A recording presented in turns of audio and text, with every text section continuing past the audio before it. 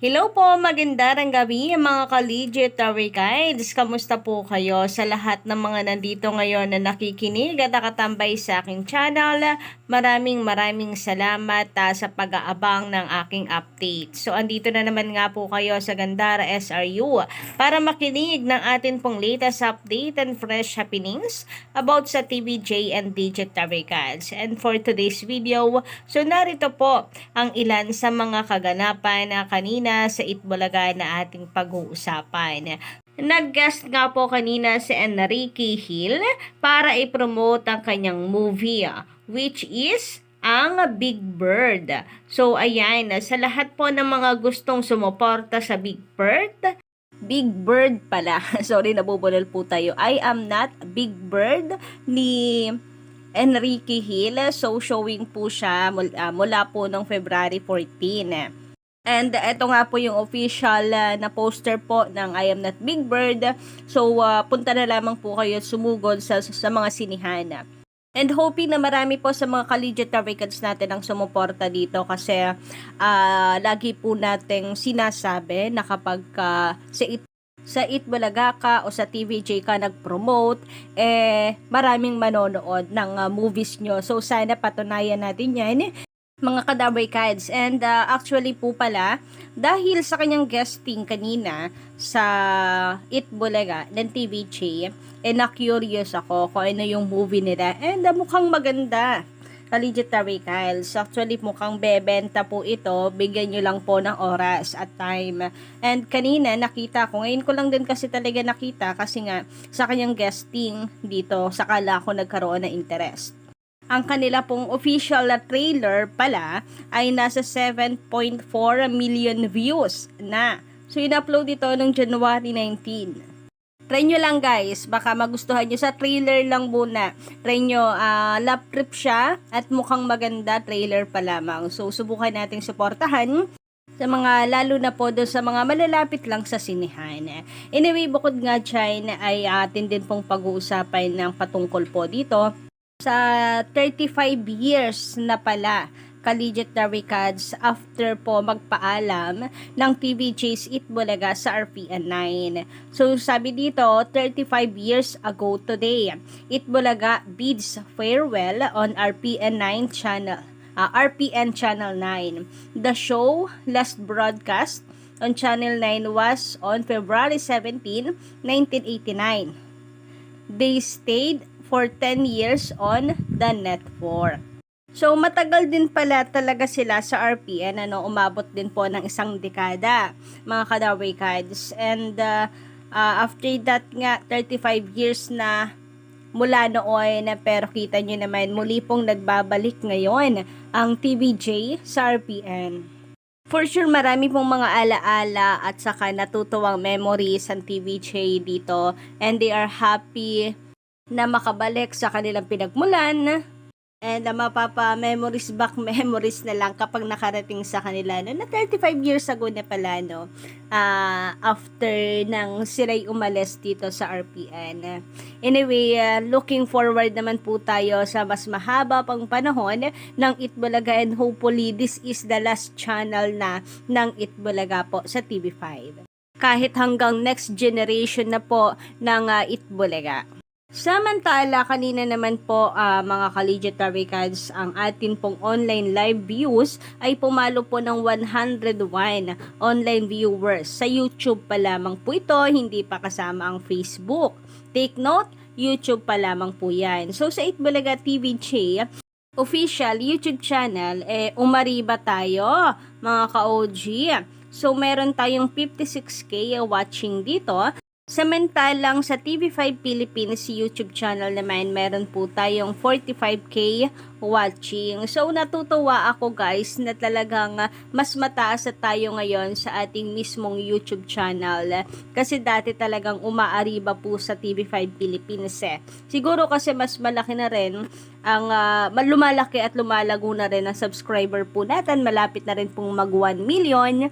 And then Itbulaga TVJ na kasi yung pangalan ng kanilang YouTube. I think meron din pong nagawa yon para doon piliin ng mga tao na manood. At the same time, isa rin sa aking pansin ay tuwing commercial break. Kasi maganda and mga bago rin sa mata yung napapanood. Dati kasi yung puro yun at yun. Kaya meron pong ibang lumilipat at umaalis kapag commercial break. Anyway, kung ganito po kalaki ang ating viewers sa YouTube, 101k, kabaliktara naman dito po sa tahanang pinakamasaya ng Tape Inc. sa GMA7. Dahil as usual, nilalangaw po ang kanilang live. Nilalangaw po sila na kung saan umabot lamang po ng 2,444 ang kanilang viewers kanina. May tulong pa po yan ng GMA Network.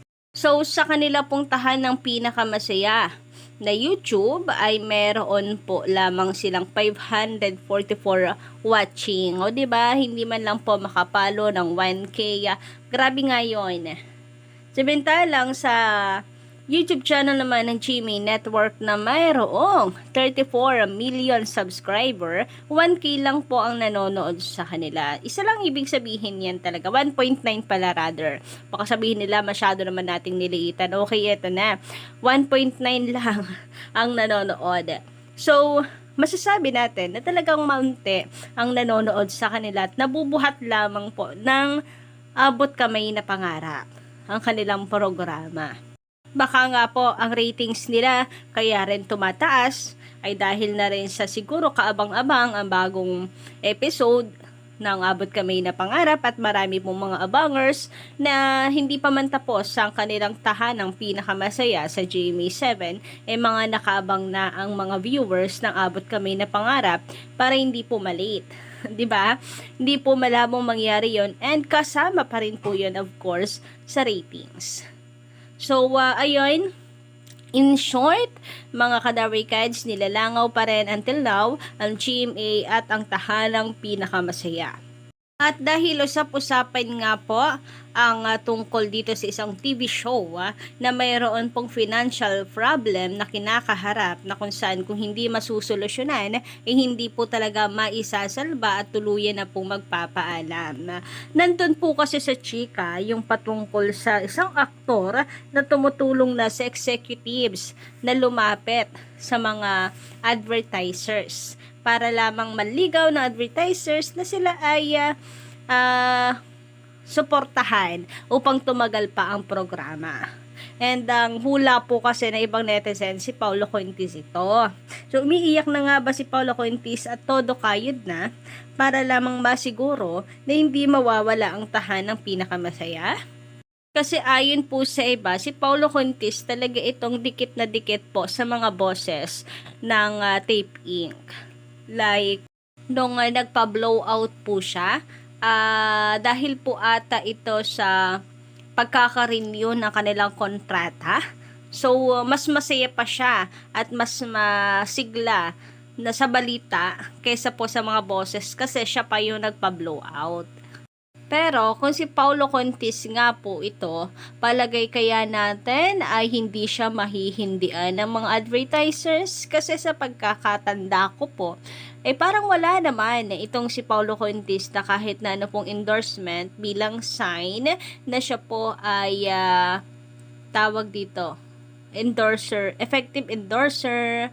So gaano kalaki yung porsyento na makakatulong siya at makakaakit, makakapagpa-oo ng advertisers kung siya man itong gumagawa at sumama pa sa executive para manligaw na advertisers. Sabi kasi dito sa mga comment ng mga netizen, basa-basa din kasi cast member ang nababahala at bidang aktor ang naghahanap ng solusyon. Drama show yan. Sana gets nyo na kung ano.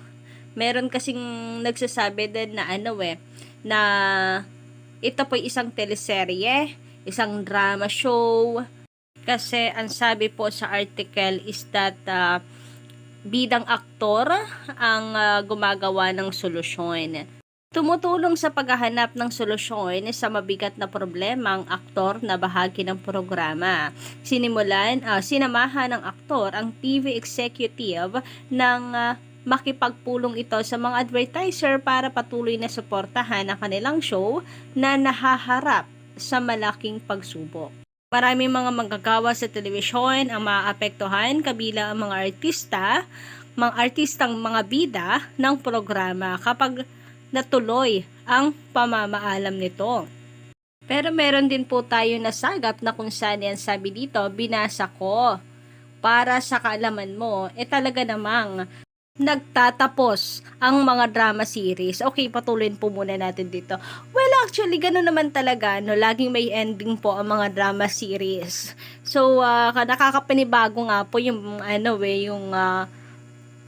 probinsyano nung nakaraan dahil parang walang katapusan. Yun yung bago sa atin. And usually talaga, meron pong katapusan at katapusan po yan. So, ano ang pinoproblema ng kung isa po itong drama show? Di i-end, unlike po sa mga lifetime shows na talagang nagpapatagalan and lifetime po ang goal dahil po sa Itbulaga na rin. So, inspired by Itbulaga na hanggat may bata may Itbulaga. So, lifetime na ang TV show na ito. So, yun yung nakakapanibago kapag isang lifetime show naligwak ngayon. Kasi ang Showtime ilang taon na. Ang Itbulaga ilang taon na. Kaya kapag kang isang noontime show nahaharap sa isang malaking problema, gagawan po ng paraan talaga yan para mapanatili lang. Kasi nga, ang kumbaga, ang uso ngayon talaga, at tingin ko hindi na malalaos, is ang lifetime noontime show na habol inspired by Itbulaga nga. So, yun lang naman ang tungkol dito sa sinasabing anong problema.